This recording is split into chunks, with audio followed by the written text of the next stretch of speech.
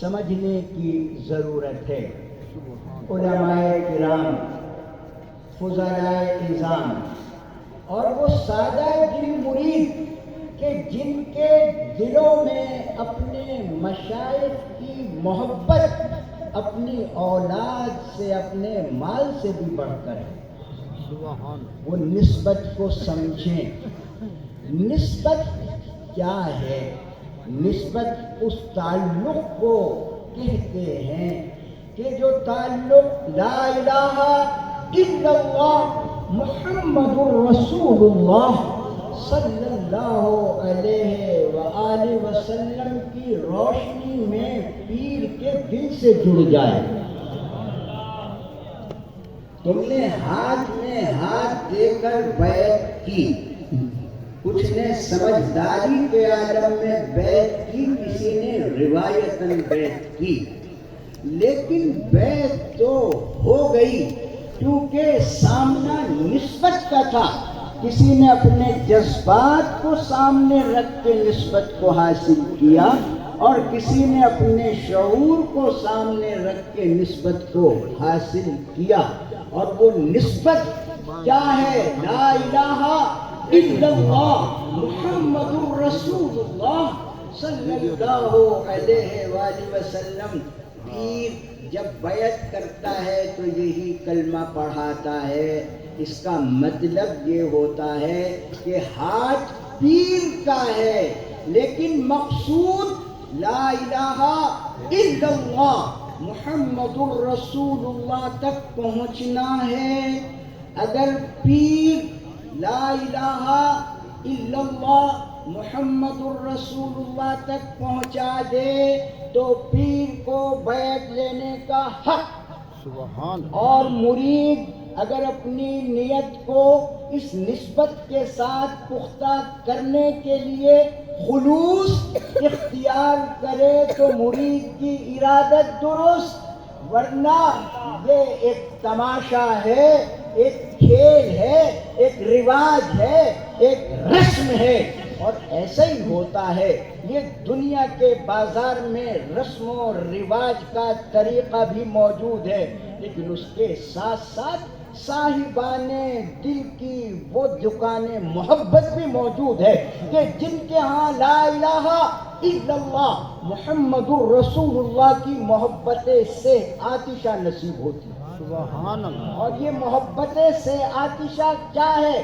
ایک محبت لا الہ الا اللہ، دوسرا نشہ محمد الرسول اللہ، اور تیسرا نشہ وہ پیر کامل کی محبت کہ جس نے اپنی زندگی میں مرنا، جینا، اٹھنا، بیٹھنا، چلنا، پھرنا، یہاں تک کہ جب تک وہ زندہ رہا تو لا الہ الا اللہ محمد الرسول اللہ صلی اللہ علیہ وسلم کی صداؤں سے جنگل کو آباد کرتا رہا۔ سبحان اللہ۔ اور جب وہ اس دنیا سے دوسرے سفر کی طرف روانہ ہوا تو اس کی مٹی، اس کی قبر لا الہ الا اللہ محمد الرسول اللہ صلی اللہ علیہ وآلہ وسلم کے انوار و تجلیات کا مرکز بن گئی۔ سبحان۔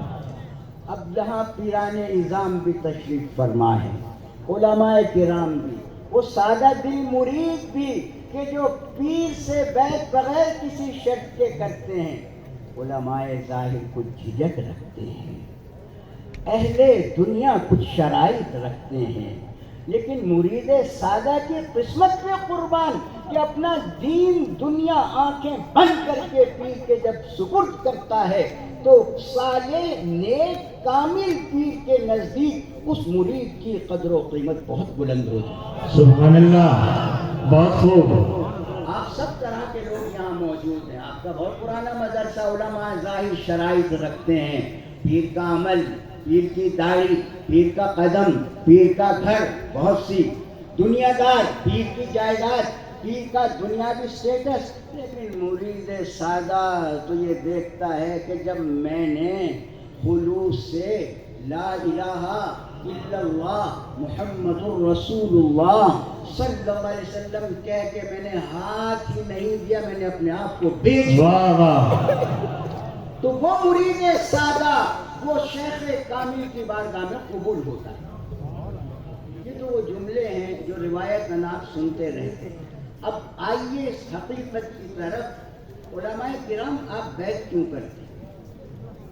اور درویشوں تم آج یہاں کیوں اکٹھے ہوئے؟